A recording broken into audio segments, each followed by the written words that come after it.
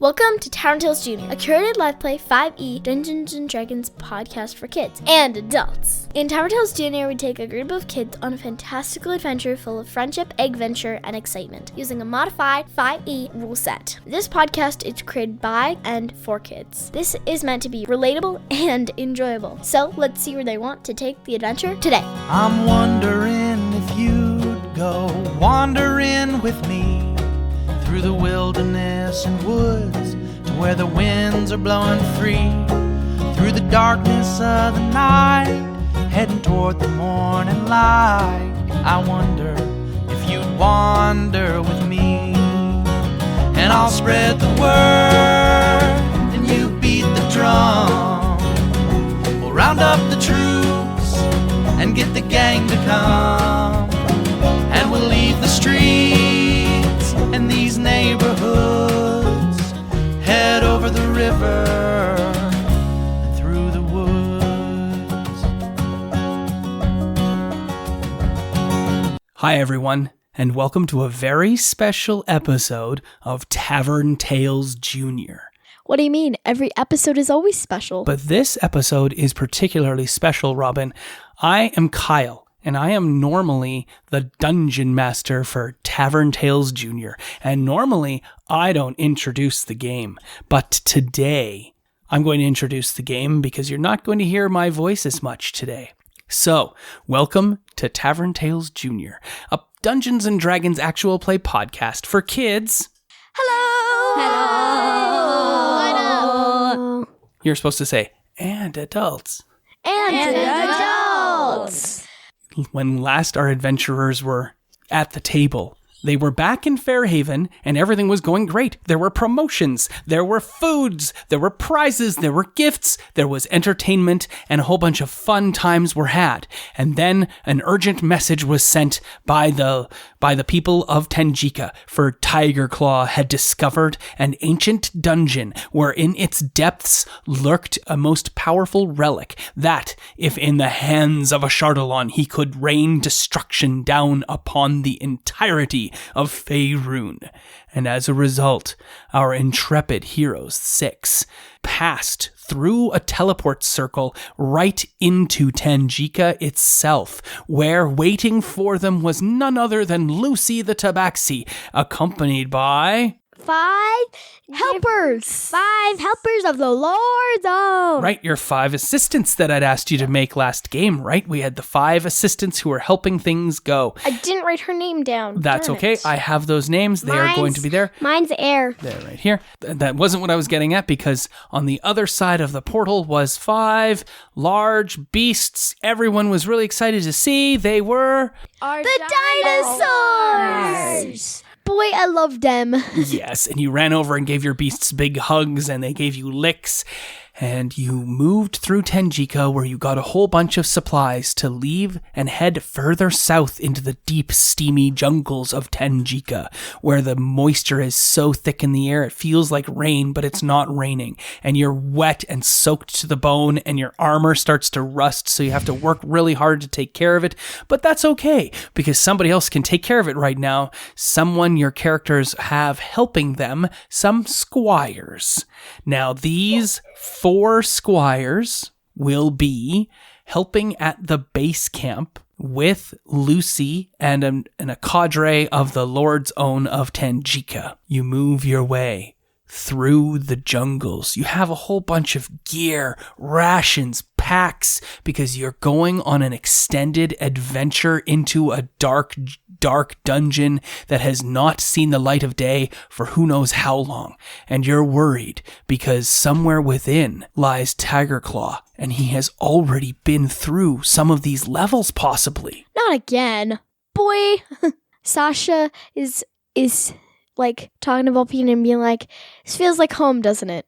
Yeah, kinda. Sitting around the table is my intrepid group of players. They are playing the characters, the protagonists of this adventure, and their names are... I'm Robin. I'm Savannah. I'm Caitlin. Will. Alex here. And rather than get into the descriptions of their characters, which we've done time and again, and everybody knows who you're playing and what you're doing at the table, this episode is particularly special for a reason that will come to light very, very soon. So first things first, you've arrived at base camp, where the entrance to the dungeon awaits. And the entrance to the dungeon is a deep hole in the ground, a sinkhole that has opened up. And you know those sorts of cenotes in Mexico? Has anybody seen one of those? The big holes in the ground with a large lake at the bottom? Yeah. Just to describe it for you, a cenote is a large hole in the ground that is opened up, that opens down into a large pool or lake of water,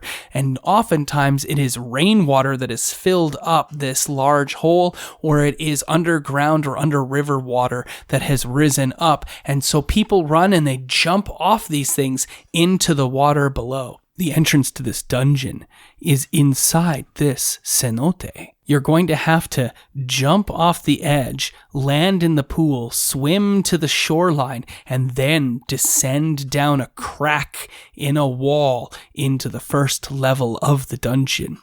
We're not going to enter the dungeon just yet. You're busy setting up day camp, and you're getting the help of your 4 squires, who we described last game. We have the leader, Elizabeth. We have the Aarakocra, warfront knowledge person named Air. We have the dragonborn they named Fire. And we have Joe, the hobgoblin. His specialty is maroon, in quotation marks.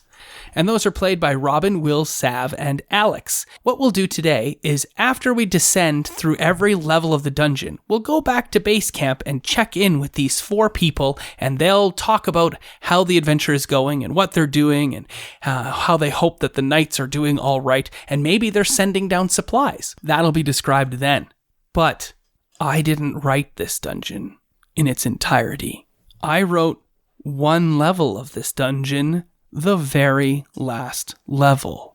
Of course. This is an ancient Tanjikan dungeon that stems from before Tanjika was even an empire, like from the pre-history of Tanjika. Nobody knows who it was that controlled and ran this part of the world before the Tanjikan Empire took over, and then also fell into division and wound up just being a lost civilization in the jungles. So we're talking about 2 ancient civilizations ago. And apparently the meteor that struck the rest of the earth where the dinosaurs died didn't affect Tanjika. Well, is this even Earth? This might be a world that isn't Earth. Faerun. Exactly. So right, the dinosaurs are still in Faerun. So I'll also point out that this is an ancient building construct, and there are actually more than 6 levels to it. These are just the 6 levels that you have access to get down to the final level. Now, there is a local Tanjikan guide. What race are they, Will? I pick a dragonborn. Another dragonborn. Okay, they are a dragonborn. What color of dragonborn are they, Alex? Bronze. What class are they, Robin? I'm gonna say a warlock. What? It's cool.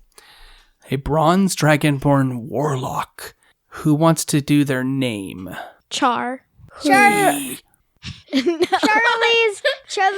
older brother, but he left the town. No, his name is Char. I really like it. It's a good name for a dragonborn, especially a warlock. Can I describe dragonborn. something? Sure. He has a scar above his left eyebrow. Okay. Or scale brow. Excellent. He's also wearing a top hat, but is blue. I will gladly accept a blue top hat wearing bronze dragonborn named Char. You have given me a wonderful character to describe and play. Caitlin, do you want to give the character's voice? Do you want to talk like Char for me? Not really. Okay, why not? How does he talk? Does he have a deep voice? Does he have a high-pitched voice? Does he have a quiet voice? So pick a type of voice that he has and just describe what his voice is for me. He has, like, a very deep and scratchy voice. Like this. Does Yeah. he talk like this? He should have been that is Tigerclaw, exactly what boy. he talks like. he took the vocal cords of Tigerclaw. Tigerclaw used to talk like that, but he's too old to talk like that anymore. Well, possibly. That makes good sense to me. So, Char, the bronze dragonborn warlock, is the expert and the most knowledgeable individual with regards to this dungeon. He doesn't know everything, but he does know some things and will help over the course of the adventure.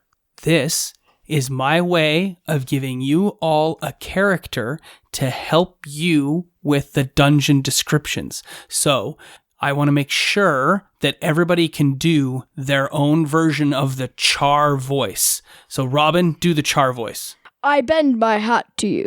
Nice. What's your version of the Char voice? I bend my hat to you. Oh, I like that. Okay, cool. How I can always do that voice. Can you do your Char voice, Caitlin? Hi, my name is Char. That's perfect. Yes. And? My name is Char. That's very good. My name is Char. I have 4 or 5 Chars here in front of me. Look upon the magnificence of my blue top hats.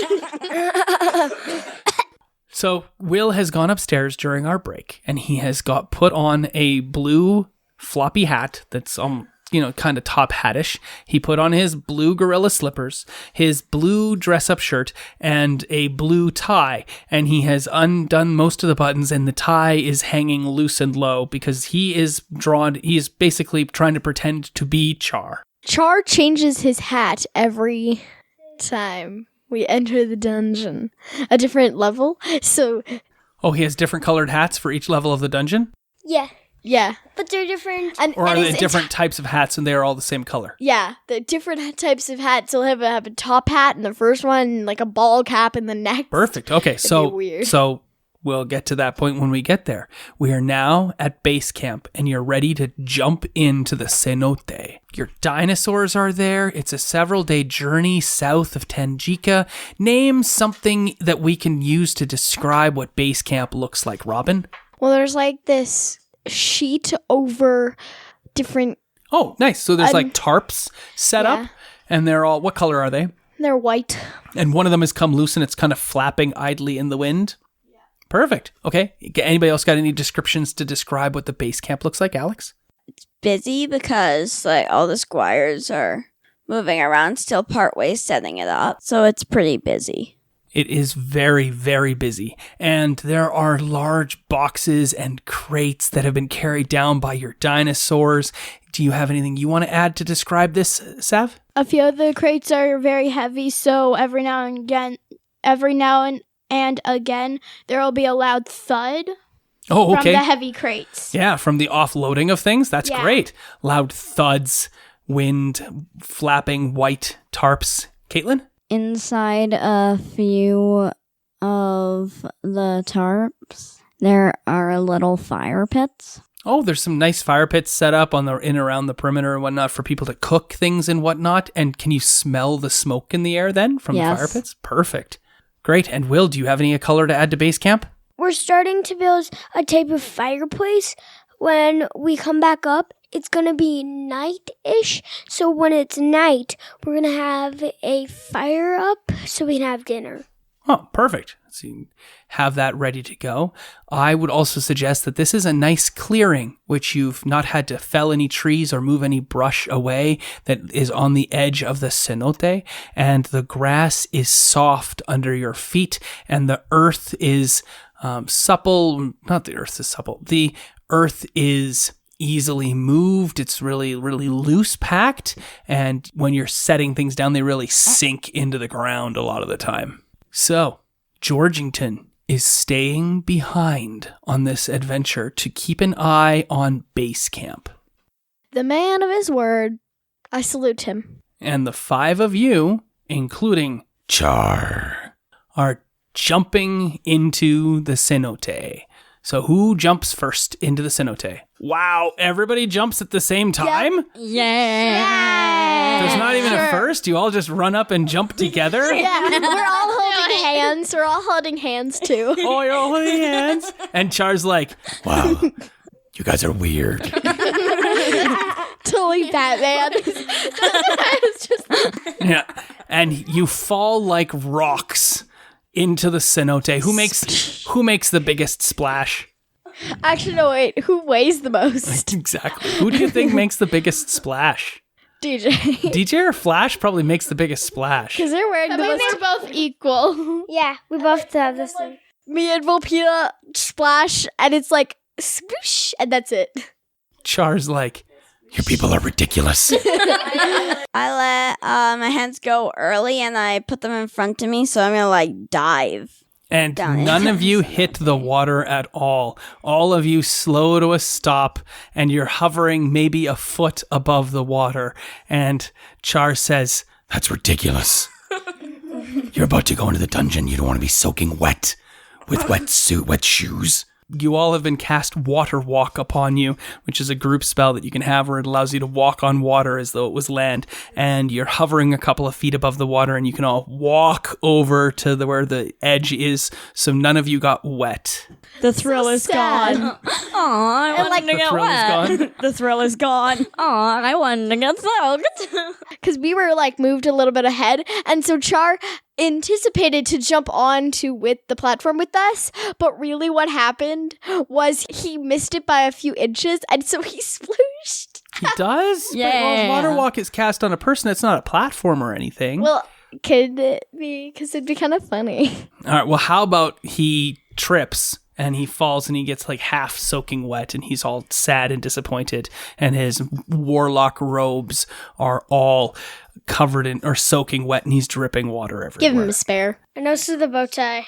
As good adventurers, you know what it's like, even in the real world, to jump fully clothed into a pool of water and then go on an adventure, run around. Would you really want to jump into a lake fully clothed and then go walk around the zoo all day? I've done it. No. I've done it. I've done it at Disneyland. Yes, you did. Yes. And I ended up soaked at Disneyland and had to walk for like 2 more hours. It's not Sad. fun. And your clothes start to chafe your skin. And Char was just trying to save you all from that, and then you made him get wet. Well, I give him a spare robe. this new crack in the rock is open, and it's kind of damp and moist to the touch from the humidity of the jungle, and also from the humidity rising up from the dungeon below. There is a sound of like a ghostly whisper coming out of the rock, but you're pretty sure it's just air blowing through. But at the same time, you're only pretty sure it could actually be a ghost whispering in the rock. But you're seasoned adventurers at this point, and you did do the descent into the Underdark. This is kind of child's play in comparison to that. Boy, we fought an Umber Hulk like half blind Yes. the entire time. So give us some credit. Now, Char says, This is the first level. It is a dangerous level. Be wary. I will be here to guide as needed. and what's super cool about today's game session is that I am not going to be the dungeon master for the rest of today. What? Today, we are turning over each level of the dungeon to one of our wonderful and very creative players. We know what their order is. They have drawn their dungeon maps. Robin wanted to be in the middle. So let's have the first player take the stage. Come over here and introduce who they are and their dungeon. Switcheroo time. Do do do do do do do. Ad. Switcheroo ad. It's switcheroo ad. Coming funky fresh. It's funky fresh. Fresh. Hi, I'm Savannah, and for the first level, I will be the dungeon master. Yay! Woo! It's weird because I'm sitting next to my dad, and I don't sit next to my dad usually. Now the adventurers just descend into the first level of the dungeon. It's pitch black, and you faintly hear growling. That sounds like it's coming from underneath you. Oh my. I'm going to play DJ. I'm Kyle, and I'm playing DJ today, the purple dragonborn of dashing, daring good looks. I'm very, very beautiful, and I never wear shoes. And DJ lights a torch. There's no need because I cast light. Well, your light is just as good as mine. I can light a torch. What does everybody else use I for run light? around like circles. I make myself dizzy and I run to the area, but very quietly. You see a checkered pattern on the floor and dispensers. There's that look like they will shoot arrows if you make a wrong move. Flash, don't step. I'm not stepping anyways. Flash, checkered patterns. This looks like a game of arrow shooting nonsense. I just stopped. There's one way to figure out how to know where the correct ones are so you won't get shot by arrows. Oh my. What color are the checkers? Are they black and white or? They're gray and the correct ones are lighter. So they're all gray? Yeah, but the ones that won't trigger the arrows are light grays. How do we know which ones work and which ones don't? Should we do some testing to see which ones work and which ones don't? If they're weighed, we could try throwing a coin out onto them. Like throwing coins onto certain tiles. So to see rocks- if it I activates or like not. my coins. I'm not going to waste them on arrow slits. I would rather throw pebbles or rocks. Rocks. Yeah, we might as well. Rocks. So I think that we should throw rocks on some of them, but we should throw them against the wall and try to see. We'll throw some rocks because let's not waste any money. That's fair. Yeah. I mean, it is just a copper, but copper is a pretty color too. Uh-huh. Yeah, I love copper. So we want to throw some stones onto the check marks to try to see if we trigger the arrows. Do we need heavier rocks or light rocks? How light a stone does it take to trigger the arrows to go through the air? You need like a heavier rock. It can't be too light or else nothing will happen. Do we see any heavier rocks that we can find and around the area that we're in to throw them? In one of the corners next to the entrance you came through, there's a pile of rocks. Oh, there's a big pile of rocks. Volpina, will you go and get some rocks with Flash and we will throw them? Sure. I'll try to examine the floor. I'm not touching them. I'm examining it with it. I'm examining the tiles. Do you see anything special about the tiles when we throw the rocks? It looks like they're different. Well, maybe Savannah will ask us to make a check of a kind to see if those rocks, if we can figure out which color of checkmarked stones will help us. Yeah, make an investigation check to find out which tiles are safe to step on. Plus what? Can I ask that you give advantage to Flash since he was specifically looking for it and the rest of us can just have regular? Flash gets advantage. All right. I have rolled a typical DJ check. I have a total of 4 for investigation. I don't even notice that there's check marks. I was like, there's no check marks on the floor, guys. I was like, Okay, I got Check marks? I got an Did you see any 18. check marks? is 12 high enough? You had to at least beat a 12. Oh, okay. Okay. Did But you it- beat a 12? Yes, I have an 18. DJ says, Volpina, I don't see any check marks. What are these check marks that Flash said he was looking for? There's check marks different colors. Check marks are just like that. Oh, One's it's a higher. checkered pattern. I thought you were looking for check marks. That's fine, DJ. It's a checker. You just made a mistake. Okay, I'll be better. And DJ pulls out her long sword. I'll cut an arrow. Char says, You might want to grab an arrow. We don't see a way to get past this level. Oh my. Okay. Well, we found out that their lighter colored checker pattern is easy for us to cross, right, guys? Yeah. Let's cross. So do we have to make any sort of acrobatics or athletics checks to step from the right light colored pattern to the next, or can we easily walk across? Acrobatics, please. the light pattern is, they're spaced apart quite a bit, so an athletics check would be a safer choice. Okay, so we can make athletics or acrobatics? Yeah, Okay. DJ has inspiration on her sheet. I want to spend it. okay.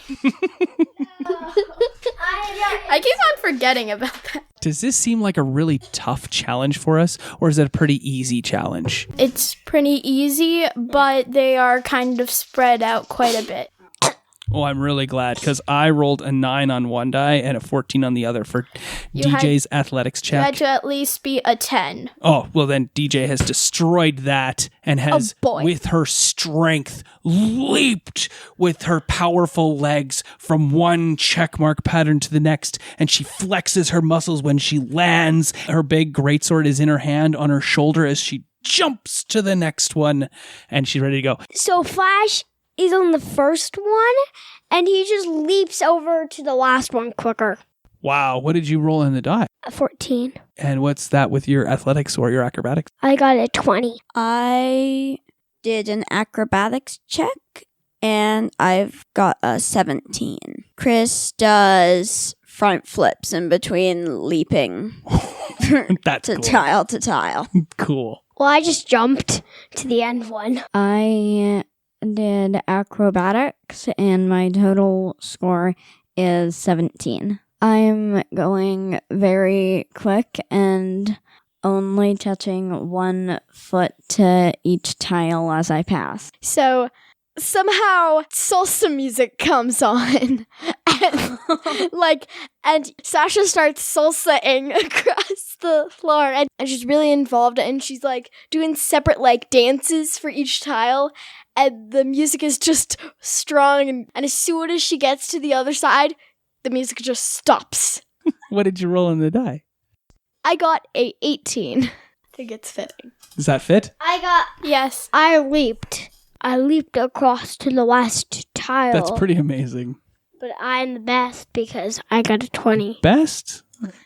That is like sassy Flash, boy. Yeah, Flash is sassy. DJ says, what matters is that we got across. So what do we see when we cross the floor? You see nothing. It's just an empty wall, and you need to make an investigation check to figure out how you can find the way to get past. Oh my. We need to find a lever or something, or a push point that'll allow this wall to open. Or- Because Char said that there is a way through here. He said that you need to grab an arrow to help you find the way. Okay. So, well, I have crossbow bolts. Will that help?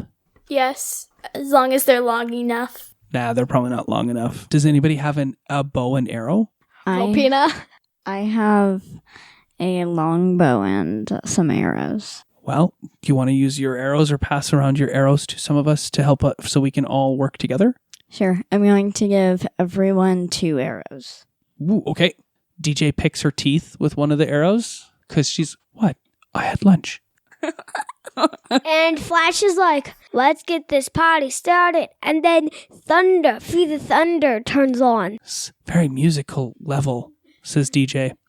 And she uses her arrow to poke and prod inside the wall, thinking that maybe that'll help. What else do you guys think we could do to get around this wall? I tried to poke it in the corners, seeing if there's any secret areas. That's a good idea. What about you? I found a certain small dent in the hole, and it looked like my arrow could fit perfectly into it. Okay. So I stabbed it in. I help stab the arrows into where Volpina found. So you're just aiding the investigation. Yep. Who has the best investigation score amongst us? I have 7. Yeah, you're probably the best investigator. DJ's just going to help you. Can I offer her help to give her advantage? Yes. I'm gonna try holding the arrow in my hand above my head, so maybe it'll magically point to another opening or something. Ooh, a magic thing. So I think somebody should check the roof. Somebody should check the ground, and we'll check the inside of the wall. Maybe there's a slot that we need to put an arrow in and twist it or bend it back and forth like a lever. I was waiting for one of those answers. Oh, were you? Yeah, because Do we even need to roll then? Or did we solve it? One of the things that you said is where the button is. Oh, cool. So we roll. So roll it up then, Sasha. We're all helping, pointing out where she needs to go and what she can find. Oh my goodness. I got the worst roll of all. All right, let me add this up. +7. add that to 7? We didn't find with a general search anything with 11. with an 11. Is that successful to get our way through the wall? It's easy-ish to see, so you only had to be at a 10. Actually, a 7. A 7 difficulty? Okay, so where was it? Was it in the roof or the floor? Roof. Oh, it's in the... So Volpina's like stabbing her thing. It should work here. And what did you roll, Volpina? You got a really good roll, didn't you? Yeah, my total was a 20. Oh my gosh, I think that She found a really good divot and she carves it out. Was there maybe there's like a cool stone or a gem in that little divot in the spot that she found? Was there anything cool in the little hole that she found in the wall? Yes, she found 2 green gems. Hey guys, there were a couple of green gems in the stent I found. Cool. Take them. I don't know if we should take them. Maybe they are supposed to be there and there's a trap.